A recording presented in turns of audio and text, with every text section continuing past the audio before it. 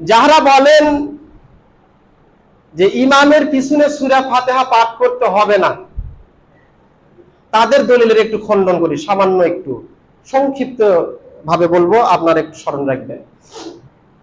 সর্বপ্রথম তারা যে দলিল দেন সূরা আরাফের 204 নম্বর আয়াত, ওয়াইজা কুরিয়াল কুরআন ফাসতামিউ লাহু ওয়ানসিতু লাআল্লাকুম তুরহামুন, যখন তোমাদের সামনে কোরআন পাঠ করা হয় তখন তোমরা চুপ থাকো, মনোযোগ সহকারে শ্রবণ করো।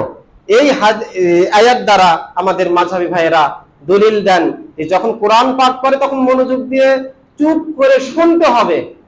এই জন্য ইমাম যখন জোরে কেরাত পাঠ করবে তখন সূরা ফাতিহা পাঠ করা যাবে না, তাদের দলিল এক।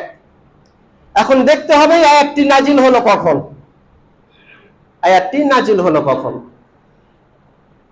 আপনি তাফসির ইবনে কাসির এবং তাফসির ফাতহুল মাজিদ আপনি খুললে পেয়ে যাবেন এই আয়াতটি ওই সময় নাজিল হলো যখন আবু জেহেল বলেছিল লা তাসমাউ লিহাযাল কুরআন ওয়ালগাউ ফীহি লাআল্লাকুম তাগলিবুন, এই কোরআন তোমরা কেউ শুনবে না, যেখানে কোরআন তেলাওয়াত করা হয় সেখানে তোমরা চিল্লাচিল্লি করবে, হট্টগোল করবে, তাহলে কি হবে? তাহলে তোমরা বিজয়ী হতে পারবে, তোমরা জয় লাভ করতে পারবে। তাহলে এটা হচ্ছে আবু জেহেলের কথা। আল্লাহ তাআলা সূরা হামিম সিজদার 26 নম্বর আয়াতে এই কথা তুলে ধরেছেন।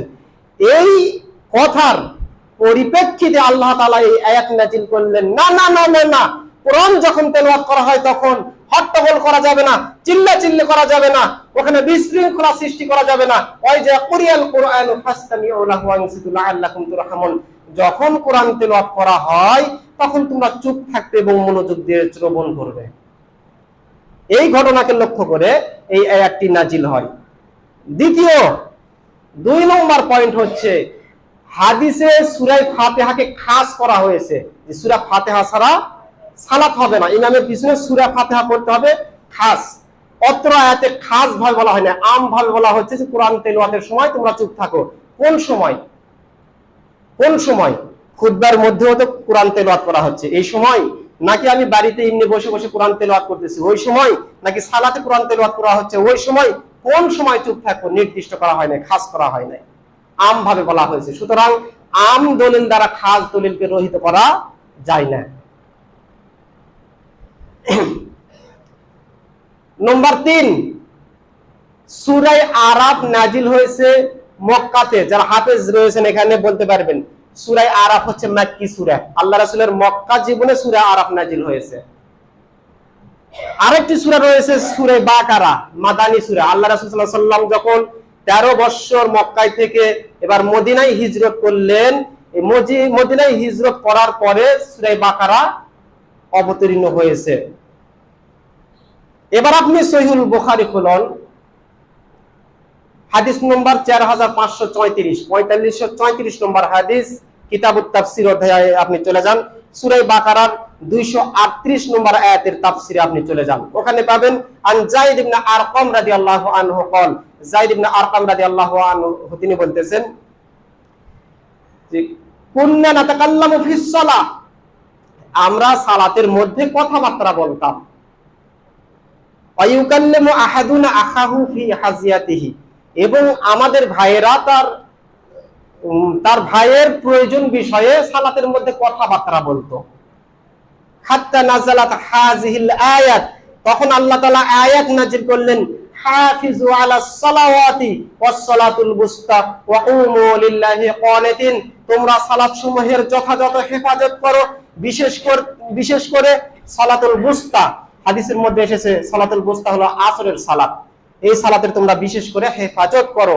ওয়া কুমু লিল্লাহি কানিতিন, আর তোমরা আল্লাহর উদ্দেশ্যে বিনয়ের সঙ্গে দাঁড়িয়ে যাও, বিনয়ের সঙ্গে দাঁড়িয়ে যাও। তাহলে অত্র আয়াত দ্বারা ওই যে সালাতের মধ্যে কথাবার্তা বলা হতো ওই কথাবার্তাকে নিষেধ করা হলো। এবার আপনার কাছে আমার প্রশ্ন, সূরা আরাফের 204 নম্বর আয়াত ওয়াইজা কুরিয়াল কুরআন ফাসতামিউ লাহু ওয়ানসিতু, যখন কোরআন তেলাওয়াত করা হয় তখন তোমরা চুপ থাকো, এটা যদি সূরা ফাতিহা নিষেধের দলিল হয়, ইমামের পিছনে সূরা ফাতিহা পড়া নিষেধের দলিল হয়, তাহলে তো এই আয়াতটি মক্কায় নাজিল হলো, তাহলে তো সূরা ফাতিহা যখন পড়াই যাবে না ইমামের পিছনে, তাহলে কি ইমামের পিছনে কথাবার্তা বলা জায়েজ হবে? আপনার যুক্তিতে কি ধরে? সূরা ফাতিহা পড়া যেখানে নিষেধ করা হলো এই আয়াত দ্বারা আপনার মত অনুযায়ী, তাহলে সূরা ফাতিহা পড়া যাবে না, কিন্তু সালাতের মধ্যে কথাবার্তা বলা কি জায়েজ হবে? হবে না। এবার আল্লাহ রাসূল মক্কা থেকে মদিনায় চলে আসলেন। এবার আল্লাহ তাআলা আয়াত নাজিল করতেছেন, হাফিজু আলাস সালাওয়াতি ওয়াস সালাতুল মুস্তা কুমু লিল্লাহি কানিতিন। সালাতের মধ্যে সাহাবারা কথা বলতো, ইমামের পিছনে কথাবার্তা বলতো। এই সময় আল্লাহ তাআলা আয়াত নাজিল করে নিষেধ করে দিলেন যে কথা বলা যাবে না। সহিহ বুখারীর 4534 নম্বর হাদিস। তাহলে ইমামের পিছনে কথা বলা যাবে না, এটি মদিনায় নিষেধ করা হলো। মদিনায় যখন এই কথা বলাকে নিষেধ করা হলো, তখন এর পূর্বে সূরা ফাতিহা পড়াকে ইমামের পিছনে নিষেধ করা হয়েছে। এই ঘটনাটি তাহলে মিথ্যা ঘটনা হবে, যুক্তিসঙ্গত নয়। এই জন্য আপনি যদি দলিল পেশ করেন যে ওয়াইজা কুরিয়াল কুরআনু ফাসতামিউ লাহু ওয়ানসিতু লাআল্লাকুম তুরহামুন, এই আয়াত দ্বারা ইমামের পিছনে সূরা ফাতিহা পড়া যাবে না, চুপ থাকতে হবে, তাহলে সহিহ বুখারীর 45-36 নম্বর হাদিসকে আপনার জাল প্রমাণ করতে হবে। এর আগে আপনি দলিল পেশ করতে পারবেন না। যাই হোক, এই আয়াত সম্পর্কে আরো আলোচনা করা যায় সামনের দিকে, আর আগাতে চাচ্ছি না এই আয়াত নিয়ে। দ্বিতীয় একটি বিষয় তারা যেটা উপস্থাপন করেন, ইবনু মাজার 850 নম্বর হাদিস। ইবনু মাজার 850 নম্বর হাদিস তারা দ্বিতীয় দলিল পেশ করেন যে ইমামের পিছনে মুক্তাদির সূরা ফাতিহা পাঠ করতে হবে না। এই হাদিসে বলা হচ্ছে, হাদাসানা আলী ইবনে মুহাম্মদ হাদাসানা উবাইদুল্লাহ বিন মুসা আন হাসান বিন সালেহ আন জাবির আন আবু জুবাইর আন আব্দুল্লাহ আন জাবির ইবনে আব্দুল্লাহ রাদিয়াল্লাহু আনহু قال قال رسول الله صلى الله عليه وسلم من كان له الامام فقراءه الامام له قراءه। যার ইমাম রয়েছে, ইমামের কেরাত মুক্তাদির জন্য যথেষ্ট। ইমামের কেরাতে মুক্তাদির কেরাত, এই দলিল তারা দ্বিতীয় নম্বরে পেশ করেন। এই হাদিসটিকে একটু গবেষণা করতে হবে আপনার, এই জন্য আমি হাদিসের সনদ সহ আপনার কাছে উল্লেখ করলাম। হাদিসের সনদের মধ্যে বলা হচ্ছে যে আন হাসান বিন সালেহ আন জাবির আন আবু জুবাইর আন জাবির ইবনে আব্দুল্লাহ রাদিয়াল্লাহু আনহু قال قال রাসূলুল্লাহ সাল্লাল্লাহু আলাইহি ওয়াসাল্লাম। এই যে হাদিসের মধ্যে একজন রাবী রয়েছেন আন হাসান বিন সালেহ আন জাবিরিন, এই জাবিরিন ইনি হচ্ছেন জাবির বিন ইয়াজিদ ইবনে হারিস, তার নাম ছিল। এই রাবী হচ্ছেন জয়ীফ রাবী। জয়ীফ রাবী, এই জয়ীফ রাবী সম্পর্কে আহমদ ইবনে হাম্বল রাহিমাহুল্লাহ তিনি বলতেছেন যে তিনি মিথ্যাবাদী, মিথ্যা কথা বলতেন। ইয়াহইয়া বিন মাইন বলতেছেন সে মিথ্যা কথা বলতো, তার থেকে হাদিস গ্রহণ করা যাবে না। এরপরে আবু দাউদ আস-সাজিস্তানি তিনি বলতেছেন তার হাদিস গ্রহণযোগ্য নয়। আল জাওজুজানি তিনি বলতেছেন সে মিথ্যা কথা বলতো। সুতরাং এই সকল মুহাদ্দিসিনে কেরামগণ তার থেকে হাদিস গ্রহণ করে নাই। এই হাদিসটিও গ্রহণযোগ্য নয়, জয়ীফ হাদিস কখনোই এই হাদিসটি গ্রহণ করা যাবে না। তৃতীয় নম্বর তারা যে দলিল পেশ করেন আপনার মুসলিম শরীফের 932 নম্বর হাদিস এবং আবু দাউদের 604 নম্বর হাদিস। আবু হুরায়রা রাদিয়াল্লাহু আনহু قال قال رسول الله صلى الله عليه وسلم। সামনে একটু এগিয়ে আসেন, বাইরে লোক দাঁড়িয়ে আছে, একটু চেপে আসেন, বসার মতো পরিবেশ করে দেন। আবু হুরায়রা রাদিয়াল্লাহু আনহু তিনি বলতেছেন রাসূল সাল্লাল্লাহু আলাইহি ওয়াসাল্লাম বলেছেন, ইন্নামা জুইলাল ইমাম লিইউতামান্না বিহি ফাইজা কাব্বারা ফাকাব্বিরু ওয়া ইজা রাকা'a ফাআনসিতু। যখন ইমাম নিয়োজিত করা হয় তার অনুসরণ অনুকরণ করার জন্য, সুতরাং ইমাম যখন তাকবীর বলে তোমরা তাকবীর বলো, ইমাম যখন কিরাত করে তখন তোমরা চুপ থাকো। এই হাদিসটি বর্ণনা করার পরে ইমাম আবু দাউদ এবার বলতেছেন হাযিহি জিয়াদাতু ইজা ওয়ারা আল ইমাম লাইসা বিমাহফুজা। এই যে ওয়াইজা ক্বরাআ ফানসিতু, যখন ইমাম তেলাওয়াত করে তখন তোমরা চুপ থাকবে, কেরাত পাঠ করে তখন তোমরা চুপ থাকবে, এই অংশটুকু লাইসা বিমাহফুজাত, সুরক্ষিত শব্দ নয়, এটি সুরক্ষিত নয়। আল ওহামু ইনদানা আবু খালিদ, এটা আবু খালিদের উক্তি ছিল। আবু খালিদ, সনদের মধ্যে আবু খালিদ রয়েছেন, আবু খালিদের উক্তি, এটি রাসূলের কথা, এটি নয়। কিন্তু আপনি এবার বলবেন যে মুসলিম শরীফের হাদিস, আমি মেনে নিলাম, ইমাম আবু দাউদের উক্তি এটি আপনার কাছে পেশ করলাম, কিন্তু ইমাম মুসলিম এই কথা উল্লেখ করেন নাই। ইমাম মুসলিম সম্পূর্ণ হাদিসে উল্লেখ করেছেন, কিন্তু তিনি কোনো মন্তব্য করেন নাই। যখন ইমাম তাকবীর বলে তোমরা তাকবীর বলো, যখন তিনি কেরাত করবেন তখন তোমরা চুপ থাকো, এতটুকুই তিনি বর্ণনা করেছেন। এবার আপনার কাছে প্রশ্ন, দেখেন এখানে কিন্তু খাস ভাবে বলা হয় নাই সূরা ফাতিহার কথা। ইমাম যখন কেরাত করে তখন তোমরা চুপ থাকো, কেরাত কোন কেরাত, সূরা ফাতিহা নাকি ফাতিহার পরের কেরাত, খাস করে বলা হয় নাই।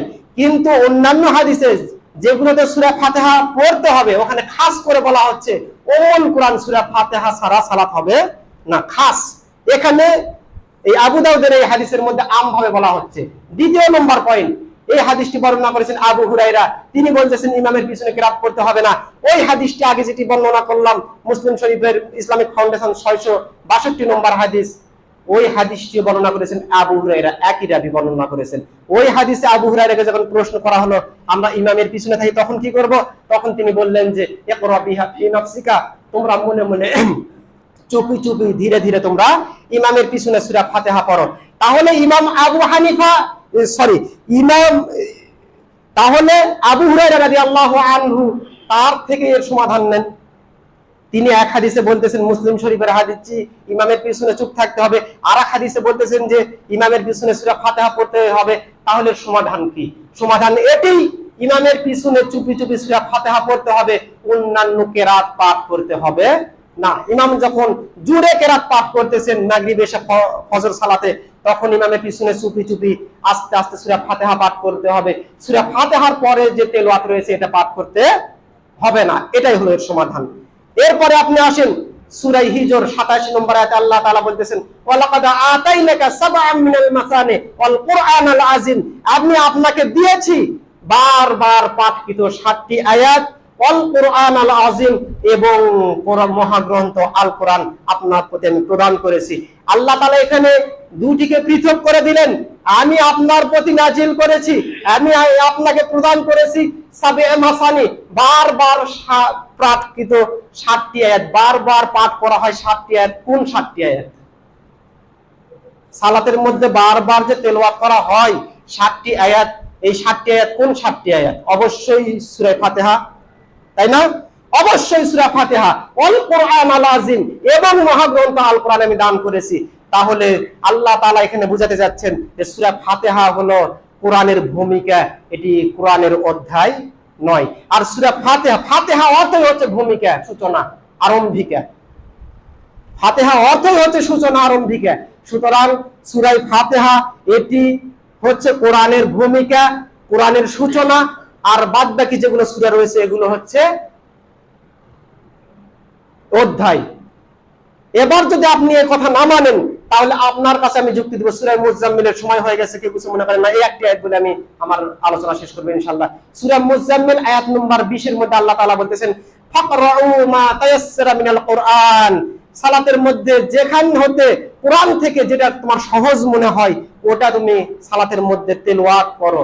এবার আপনার কাছে প্রশ্ন, যদি সূরা ফাতিহা এবং অন্যান্য সবগুলো যদি কেরাত হয় তাহলে এবার আমি আল্লাহু আকবার বলে হাত বেঁধে, আল্লাহ তাআলা যে বললেন ফাকরাউ মা তায়াসসারা মিনাল কুরআন, কোরআন হতে যা সহজ মনে হয় তাই তুমি তেলাওয়াত করো, তাহলে এবার আমি আল্লাহু আকবার বলে হাত বেঁধেই আমি শুরু করে দিব বিসমিল্লাহির রহমানির রহিম, কুল হুয়াল্লাহু আহাদ আল্লাহুস সামাদ লাম ইয়ালিদ ওয়া লাম ইউলাদ ওয়া লাম ইয়াকুল লাহু কুফুয়ান আহাদ। তাহলে কি আমার সালাত হবে? হবে না। কেন হবে না? আল্লাহ তাআলা যে বললেন যে ফাকরাউ মা তায়াসসারা মিনাল কুরআন, কোরআন হতে যা তোমার সহজ মনে হয় তাই তুমি তেলাওয়াত করো, তাহলে হবে না কেন? তাহলে হবে না এই জন্যই যে সূরা ফাতিহা এটি হচ্ছে কোরআনের মা, উম্মুল কোরআন বলা হয়েছে। মা আর সন্তান যে এরকম এক নয়, কোন বইয়ের সূচনা এবং তার অধ্যায় যে এরকম এক জিনিস নয়, ঠিক একই রকম সূরা ফাতিহা এবং অন্যান্য সূরা এক জিনিস নয়। সূরা ফাতিহার মর্যাদা হলো ভিন্ন। সুতরাং ইমামের পিছনে আপনার জেহেরি সালাতে হোক, সেররি সালাতে হোক, নফল সালাতে হোক, যে কোনো সালাতেই হোক, ইমামের পিছনে হলেও সূরা ফাতিহা পাঠ করতে হবে, এর বিকল্প নেই। আল্লাহ সুবহানাহু ওয়া তাআলা আমাদের সকলকেই সালাতের মধ্যে সূরা ফাতিহা পাঠ করার তৌফিক দান করুক, সকলে বলে আল্লাহুম্মা আমিন। আরেকটি বিষয়, যে হাদিসের মধ্যে বলা হচ্ছে সূরা ফাতিহা ছাড়া সালাত হবে না, কিন্তু কোন হাদিসে বলা হয় না কেউ যদি সূরা ফাতিহা পড়ে তার সালাত হবে না, এই কথা বলা হয় না। তাহলে সতর্কতা কোথায় রয়েছে? সতর্কতা কোথায় রয়েছে? যেহেতু হাদিসের মধ্যে বলা হচ্ছে যে সূরা ফাতিহা ছাড়া সালাত হবে না, কিন্তু আপনি একটি হাদিসও দেখাতে পারবেন না যে হাদিসের মধ্যে বলা হচ্ছে যে কেউ যদি সূরা ফাতিহা ইমামের পিছনে পড়ে তার সালাত হবে না, এই কথা বলা হয় নাই। তাহলে এখানে সতর্কতা হচ্ছে ইমামের পিছনে সূরা ফাতিহা পড়া, এটাই হচ্ছে সতর্কতা। আল্লাহ সুবহানাহু ওয়া তাআলা আমাদেরকে সুন্নাহর উপর আমল করার তৌফিক দান করুক, সকলে বলে আল্লাহুম্মা আমিন। আল্লাহুম্মা সাল্লি আলাইহি, আল্লাহুম্মা বারিক আলাইহি।